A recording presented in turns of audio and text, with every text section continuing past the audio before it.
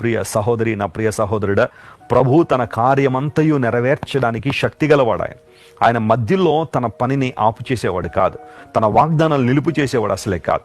నువ్వు ఆయనకు సహకరించినంత కాలం, ఆయనకు లోబడినంత కాలం, ఆయన మీద ఆధారపడినంత కాలం, పరిశుద్ధాత్మ దేవునికి నీ జీవితాన్ని సమర్పించుకున్నంత కాలం, తన ఉద్దేశాలు నీ జీవితంలో నెరవేర్చడం ద్వారా నిన్ను ఒక ఆశీర్వాదంగా దేవుడు మారుస్తాడు.